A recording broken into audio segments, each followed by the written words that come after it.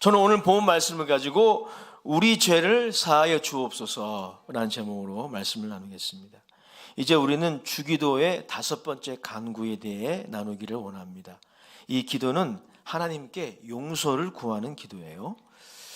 근데 오늘 본문에 보면 그냥 죄를 용서해 달라고 구하지 않고 우리가 우리에게 죄를 지은 자를 사하여 준 것 같이 라고 부연하고 있습니다.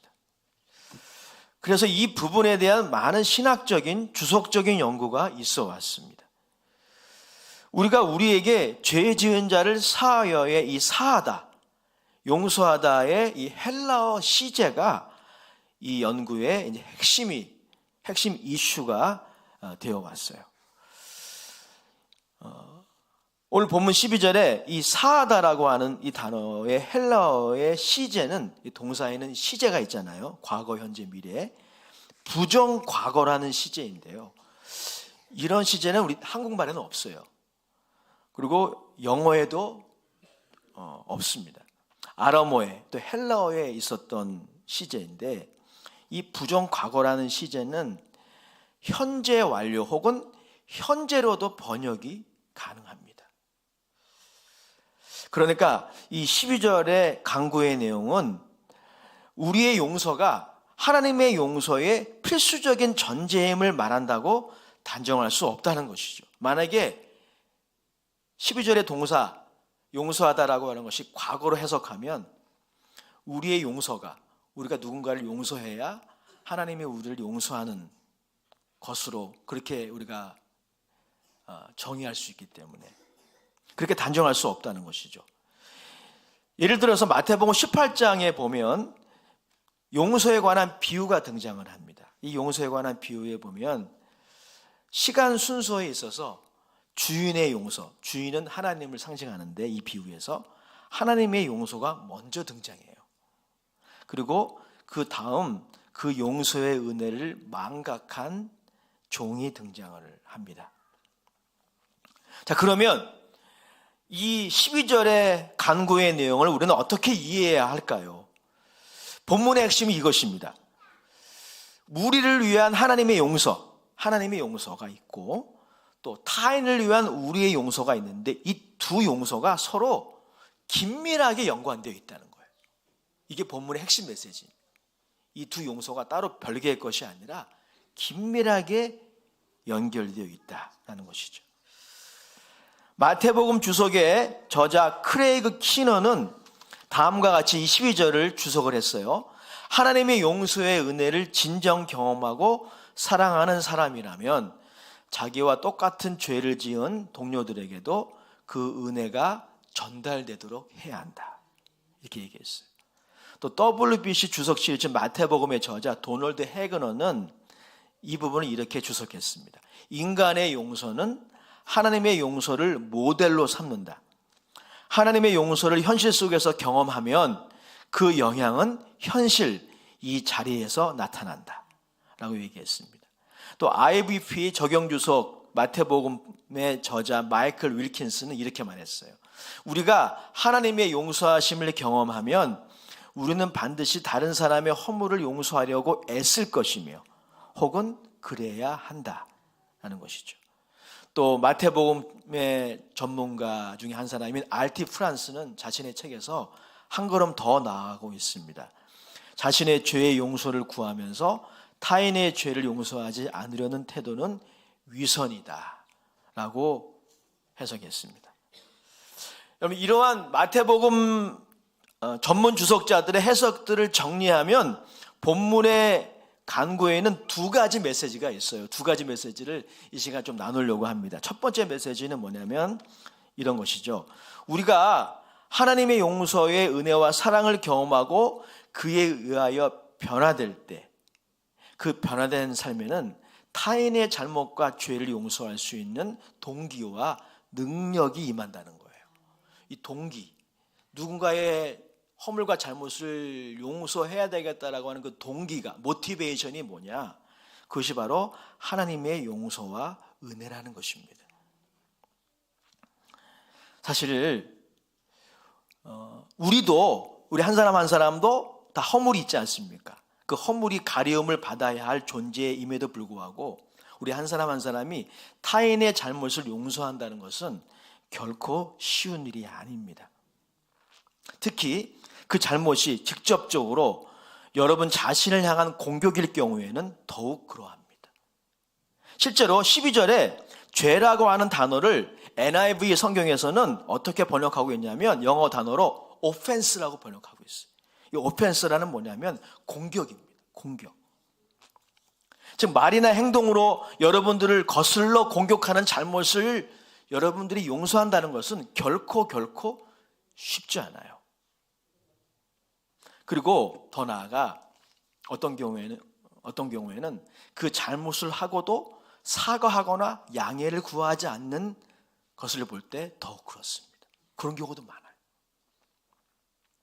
또 더 나아가서 그 대상이 우리가 사랑하는 가족이나 친구, 동료가 그렇게 할 때에는 용서는 둘째치고 우리의 멘탈이 완전히 무너져 버리는 것이죠.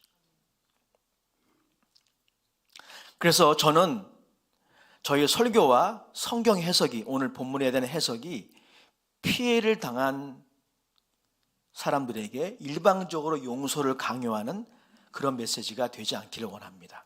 성경은 그렇게 말하고 있지 않아요. 성경은 용서가 쉽지 않다고 말씀합니다.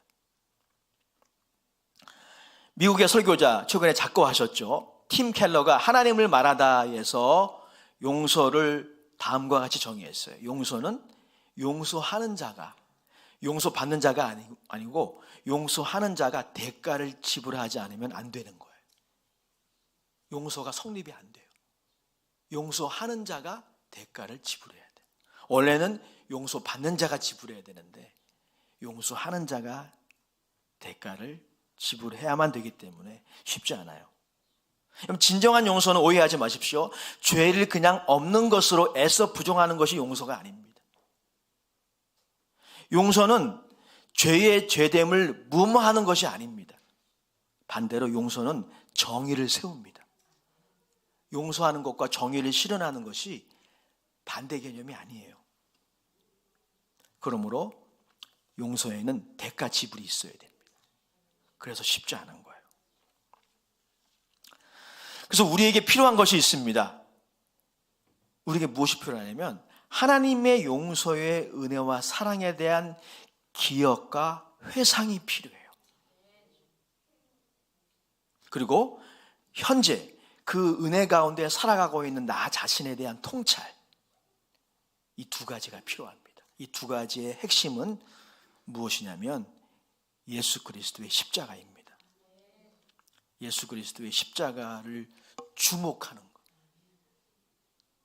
이것이 없이는 용서는 불가능해요. 로마서 5장 6절 8절이 바로 그 핵심을 우리에게 잘 표현하고 있는 구절 중에 하나이죠. 로마서 5장 6절에서 8절 한번 같이 읽어볼까요? 시작. 우리가 아직 연약할 때 기약대로 그리스도께서 경건하지 않은 자를 위하여 죽으셨도다. 의인을 위하여 죽는 자가 쉽지 않고 선인을 위하여 용감히 죽는 자가 혹 있거니와 우리가 아직 죄인 되었을 때 그리스도께서 우리를 위하여 죽으심으로 하나님께서 우리에게 대한 자기의 사랑을 확증하셨느니라. 아멘. 하나님의 사랑을 확증하신 사건이 바로 십자가의 사건이라는 것입니다. 십자가의 사건은 어떤 사건입니까? 용서하는 자가 그 용서에 요구되는 정의를 이룬 사건이에요. 용서받는 자가 이루어야 될 그 정의를 용서하는 자가 이룬 거죠. 즉 용서하는 자가 용서받아야 될 사람의 채무를 스스로 짊어진 사건입니다.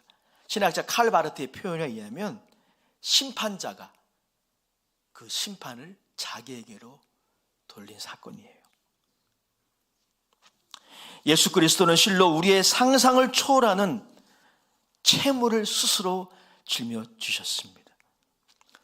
오늘 본문의 내용은 더 나아가 하나님이 아들의 죽음을 통해 자신의 사랑을 확증하신 시점에 대해서 분명히 말하고 있어요. 6절 7절 제가 다시 읽어드릴게요. 우리가 아직 연약할 때, 또 8절에 보면 우리가 아직 죄인 되었을 때. 아멘.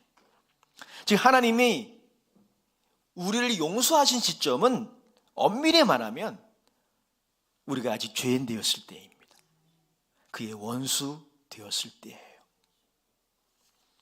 즉 우리가 회개를 하고 반성을 하고 하나님께 나갔을 때 하나님이 용서하신 것이 아니라 이미 그 전에 용서의 사건이 이루어진 것입니다.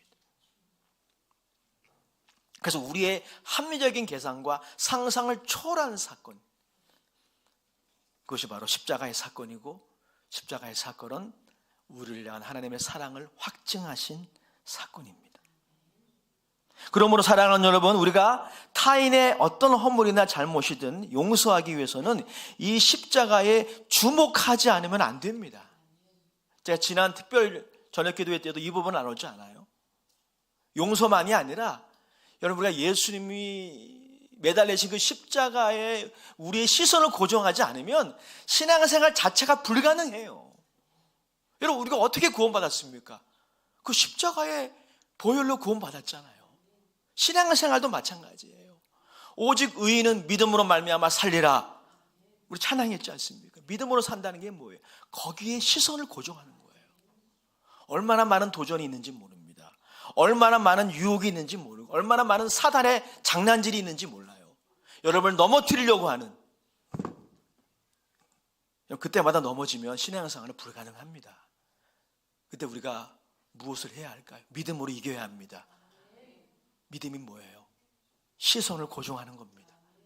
그의 죽으심에, 그의 못 박히신 십자가에 우리의 시선을 고정하는 거예요. 그 십자가에 나타난 하나님의 은혜와 사랑을 회상하는 것입니다. 묵상하는 것입니다. 매일 그렇게 해야 돼요. 여러분, 성경 전체가 예수 그리스도의 십자가를 증언하고 있어요. 그래서 누군가가 그런 말을 하시더라고요. 십자가에는 피 냄새가 난다는 거예요. 우리 개인의 피가 아니라 예수님의 보혈로 충만합니다. 그분의 사랑과 은혜에 대한 증언으로 충만해요. 그래서 성경은 사랑의 편지예요. 우리가 매일 성경을 읽을 때마다 우리는 예수님의 십자가에 우리 시선을 고정하게 되는 것이죠. 최근에 토크쇼 진행자 김창옥 씨의 강연 프로그램을 본 적이 있습니다. 제가 보니까 일종의 상담 프로그램이 있더라고요. 그 프로그램에 나온 한 자매가 있었는데, 이 자매가 이제 한 형제를 만나 결혼을 하려고 해요. 조금 있으면 결혼을 합니다. 그런데 자꾸 어린 시절 자신을 학대했던 아빠에 대한 기억이 그를 힘들게 하는 거예요. 어린 시절 아빠가 재혼을 했는데 그 계모와 아빠가 자신을 그렇게 학대를 한 것입니다. 아직 아빠를 용서하지 못한 자신을 그녀는 발견했어요. 또 그 사실 자체가, 자신의 그 가정사 자체가 사람들에게 알려질까 봐 늘 노심초사했습니다. 이런 고민에 대한 강연자의 대답이 참 인상 깊었어요. 감당하기 힘든 상처에 늘 예민하게 된, 그래서 용서해야 할지 아니면 어떻게 해야 할지 힘들어하는 모든 분들에게 필요한 것은, 그 강연자의 말에 의하면 자신의 삶을 다시 보라는 것이죠. 즉 받은 상처만이 아니라 어려운 환경이었지만 과거에서 지금까지 자신에게 주어진 선물, 바로 옆에 있는 배우자, 결혼할 배우자까지 포함해서 자신에게 주어진 선물, 그 축복에 주목하라는 거예요.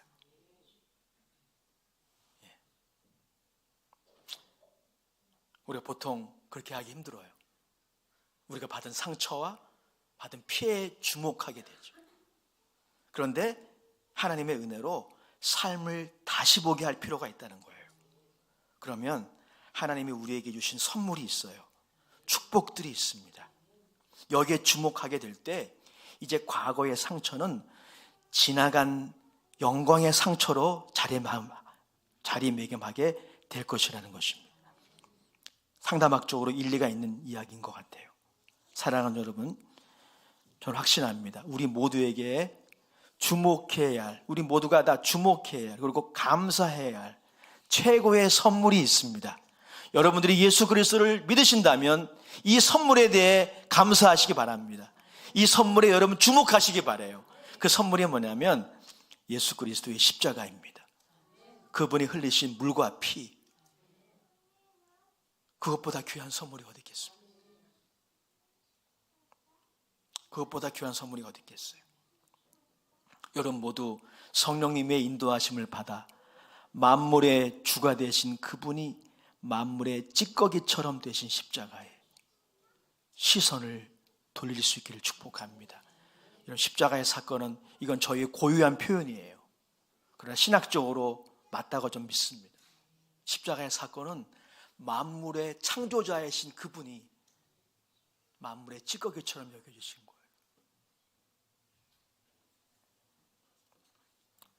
그 십자가에 우리의 시선을 돌릴 때, 우리의 상처가 아니라, 우리의 아픔이 아니라 그분께 우리의 시선을 돌릴 때 우리의 마음은 위로받기 시작합니다. 우리의 상처는 아물기 시작합니다. 보복 심리조차도 힘을 잃어버려요. 보복 심리, 이건 참 극복하기 힘들거든요. 근데 이것도 점점 힘을 잃어버립니다.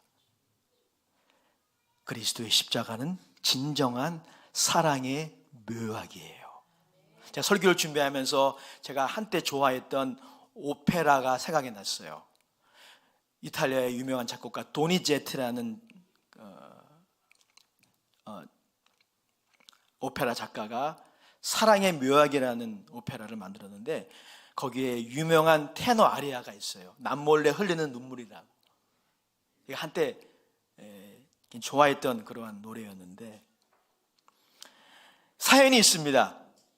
이 남자가 한 여인을 엄청 짝사랑해요. 그런데 그 여인은 눈도 주저하나요. 눈길도 주저하나요. 그래서 늘 고민하는 거예요. 그런데 한 사기꾼이 있었어요. 이 사기꾼이 그 남자에게 접근합니다. 사랑의 묘약이 있다고. 그 여인이 당신을 좋아하게 만들 사랑의 묘약이 있다고. 그 약을 소개합니다. 하지만 가짜였어요. 사랑하는 성도 여러분, 우리에게는 가짜 사랑의 묘약이 아니라 진짜 약이 있습니다. 예수님의 십자가입니다. 사랑하는 성도 여러분, 사과를 할지도 않고 자신의 허물과 잘못의 중대함을 모르는 사람까지 용서하는 과정은 분명 힘든 과정일 것이며 긴 시간이 필요할 수도 있습니다. 그런데 우리에게 사랑의 묘약이 있습니다. 바로 원수같이 대적하나 우리를 사랑하여 준 아버지와 아들의 십자가라는 약이에요. 그래서 성경은 우리들에게 거듭 권면합니다. 제가 참 좋아하는 구절인데요. 히브리서 12장 2절 3절에 이렇게 기록하고 있어요. 믿음의 주요 또 온전하게 하는 이인 예수를 바라보자.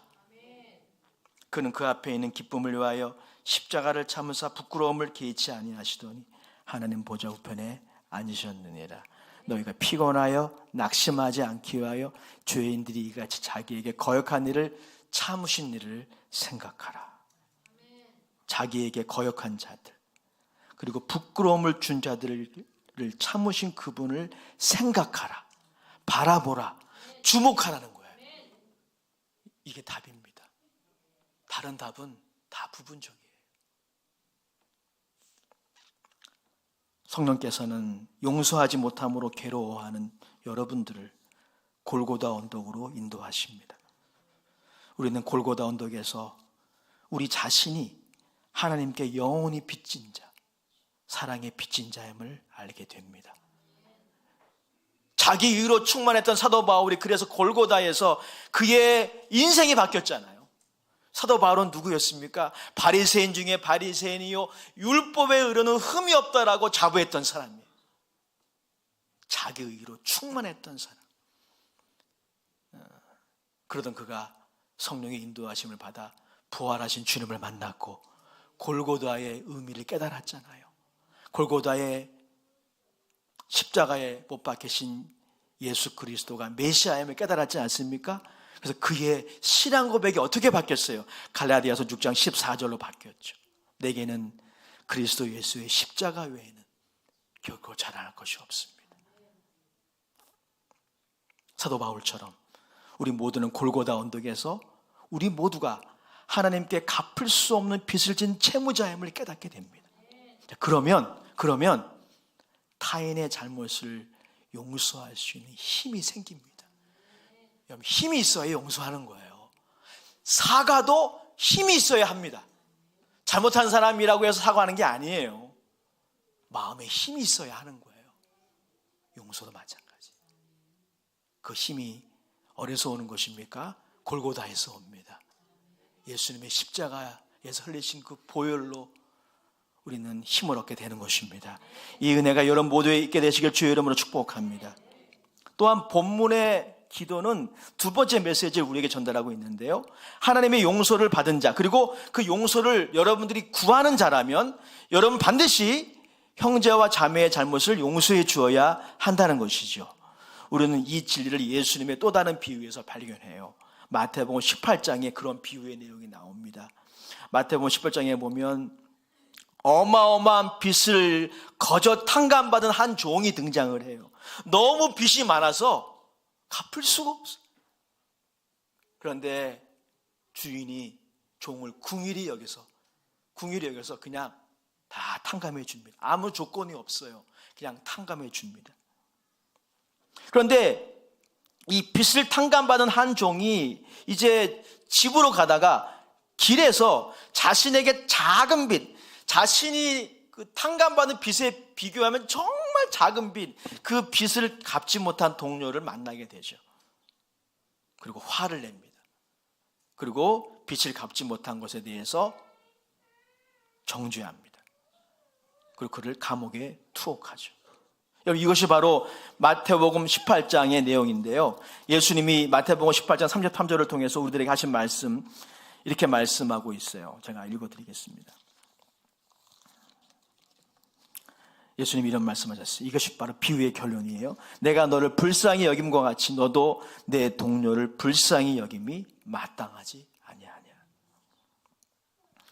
이 종의 문제는 무엇입니까? 자신이 받은 용서의 크기를 너무 쉽게 망각한 것이죠. 사랑하는 여러분, 좀 전에 나눈 것처럼 우리가 하나님의 용서를, 은혜를 입고 있고 그 은혜를 구하면서도 이웃의 잘못에 대하여 무관용으로 일관한다면 그것은 위선입니다. 사실 이 위선이 예수님이 산상수훈에서 자주 반대하셨던 주요 타켓 아닙니까? 하지만 예수님 당시 유대인만이 아니라 이 위선은 우리 모든 인간의 보편적인 죄성이에요. 로마서 2장 1절 3절이 바로 그런 내용이죠. 우리 이미 로마서를 살펴보았습니다. 즉 이런 것입니다. 자기 자신에게는 관대하지만 타인에 대해서는 엄격한 것, 이것이 바로 위선이에요. 한 명의 과오를 범한 사람을 집중 정죄함으로 자신의 의로움을 확보하려는 태도. 많은 사람들이 자신의 의로움을 확인하기 위해서 희생양을 만들어서 그 희생양을 집중 공격합니다. 여러분, 이것이 바로 위선인 것이죠.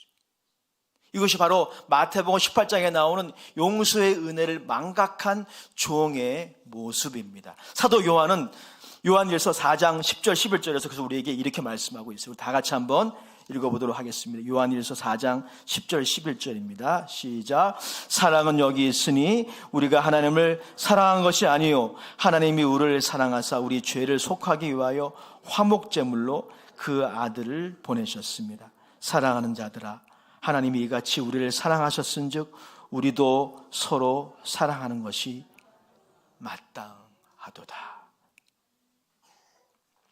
결론입니다. 사랑하는 여러분, 예수님이 이 기도를 하라고 하신 것은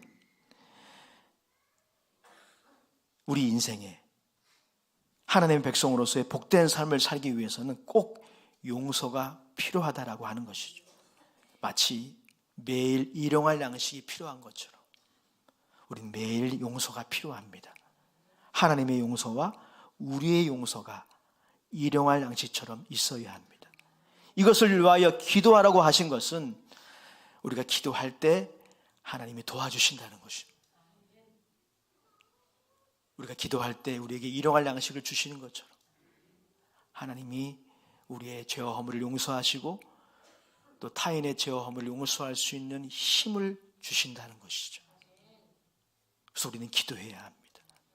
이번 구정 연휴 주일에 이 메시지를 마감하면서 성 프란시스의 평화의 기도를 읽어드리겠습니다. 이 기도가 우리의 기도가 되었으면 좋겠습니다. 주님, 저를 당신의 도구로 써주소서.